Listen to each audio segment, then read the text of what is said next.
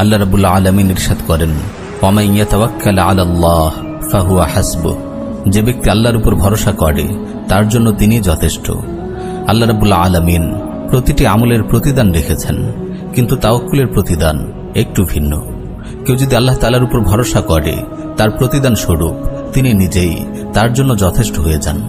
সুতরাং বান্দা যদি আল্লাহ তাআলার উপর পরিপূর্ণরূপে তাওয়াক্কুল করে, তবে আসমান জমিনের সব মানুষও যদি তার বিরুদ্ধে অবস্থান গ্রহণ করে, তবু আল্লাহ তাআলা তার জন্য কোনো না কোনো ভাবে পথ বের করবেনই। প্রিয় ভাই ও বোন, তাওয়াক্কুল এক আযীম ও শান ইবাদত। এটি অন্তরের আমল।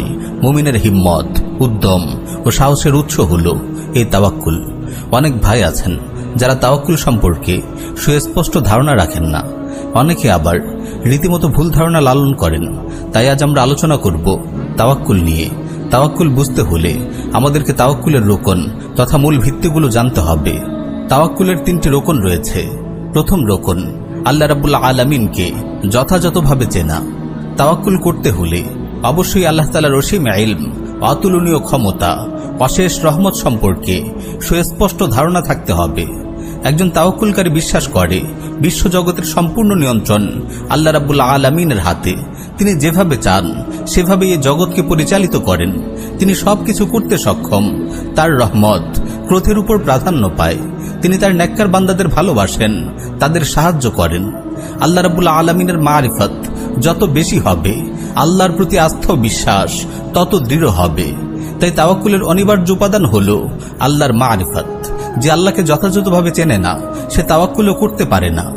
তাওয়াক্কুলের দ্বিতীয় রকম হল আসবাব বা মাধ্যম গ্রহণ করা। ইমাম শাআবী রাহিমাহুল্লাহ একবার খোসপাচড়ায় আক্রান্ত একটি উটের পাশ দিয়ে অতিক্রম করছিলেন।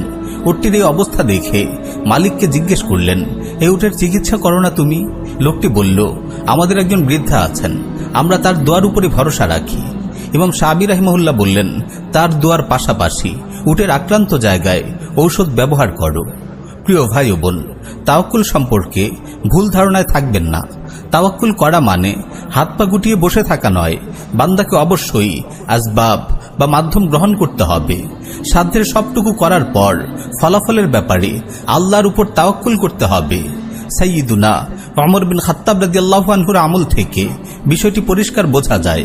শামে মহামারী ছড়িয়ে পড়লে তিনি শামের যাত্রা স্থগিত করে মদিনায় ফিরে আসেন। তখন সাইয়্যিদুনা আবু উবাইদা রাদিয়াল্লাহু আনহু তাকে জিজ্ঞেস করেন, আতাফিরু মিন কদরিল্লাহ, আপনি কি আল্লাহর তাকদীর থেকে পালাচ্ছেন? তিনি উত্তরে বলেন, নাআম ইলা কদরিল্লাহ, হ্যাঁ, আমি আল্লাহর তাকদীর থেকে আল্লাহর তাকদীরের দিকেই পালিয়ে যাচ্ছি। ওমর রাদিয়াল্লাহু আনহু মহামারী থেকে বাঁচতে শামে প্রবেশ না করে মদিনায় ফিরে এসেছেন। তিনি তাওয়াক্কুল করেছেন ঠিকই, তবে আসবাব ও মাধ্যম গ্রহণ করেছেন। তাওয়াক্কুলের তৃতীয় রোকন আল্লাহর ইচ্ছার কাছে নিজেকে সোপর্দ করা। আপনি যখন আসবাব ও মাধ্যম গ্রহণ করে আল্লাহর উপর তাওয়াক্কুল করবেন, তখন নিজেকে পরিপূর্ণভাবে আল্লাহ রাব্বুল আলামিনের কাছে সোপর্দ করবেন। আপনি মন থেকে গায়রুল্লাহর ভরসা সম্পূর্ণরূপে দূর করে দেবেন। আসবাব বা মাধ্যম গ্রহণ করবেন ঠিক, কিন্তু এই আসবাবের উপর ভরসা করবেন না। হুনাইনের যুদ্ধে সাহাবীরা আসবাব ও সংখ্যাধিক্যের উপর সামান্য ভরসা করেছিলেন। সঙ্গে সঙ্গে তারা বিপর্যয়ের শিকার হন। আল্লাহ রাব্বুল আলামিন তাদের সংশোধন করে দেন। আল্লাহ তাআলা বলেন, ওয়ায়াউমা হুনাইন ইয আ'জাবাতকুম কাসরাতুকুম ফালাম তুগনি আনকুম শাইআ, আর হুনাইনের দিনে যখন তোমাদের সংখ্যাধিক্য তোমাদের প্রফুল্ল করেছিল, কিন্তু তা তোমাদের কোনো কাজে আসেনি। আবু মুহাম্মদ সাহাল রাহিমাহুল্লাহকে বলা হলো, বান্দার জন্য কখন তাওয়াক্কুল সঠিক হবে? তিনি বললেন, যখন সে বিশ্বাস করবে আল্লাহর তাদবীর তার নিজের তাদবীরের চেয়ে উত্তম। সে নিজের জন্য যা পছন্দ করে তার চেয়ে আল্লাহ তার জন্য যা পছন্দ করেন সেটি তার জন্য উত্তম। যদি কারো এই বিশ্বাস এসে যায়, তাহলে অতীতে যা কিছু ঘটেছে এবং ভবিষ্যতে যা ঘটবে সেগুলোর জন্য তার মনে কোনো দুশ্চিন্তা আসবে না। ফলে সে সাধ্যমতো চেষ্টা করে ফলাফলের বিষয়টি আল্লাহ তাআলার উপর সোপর্দ করবে, কারণ সে জানে চূড়ান্ত ফলাফল তারই হাতে। মুমিনরা যখন কাফিরদের বিরুদ্ধে জিহাদে অবতীর্ণ হয়, তখন সাধ্যমতো ইআদাত ও প্রস্তুতি গ্রহণ করে। তারপর সর্বশক্তি নিয়ে আল্লাহর উপর তাওয়াক্কুল করে কাফিরদের উপর ঝাঁপিয়ে পড়ে। তাওয়াক্কুলের বরকতে কত ছোট দল বড় দলের উপর বিজয় লাভ করে। কুরআনুল কারীমে এসেছে, কাম মিন ফিআতিন ক্বালিলাতিন গালাবাত ফিআতান কাসীরাতান বিইذনিল্লাহ।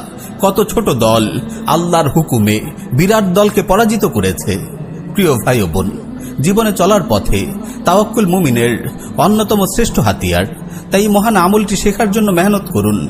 জীবনের প্রতিটি ক্ষেত্রে আল্লাহ রাব্বুল আলামিনের উপর তাওয়াক্কুল করুন। আল্লাহ তাআলা আমাদের সবাইকে আমল করার তৌফিক দিন। আমিন ইয়া রাব্বাল আলামিন।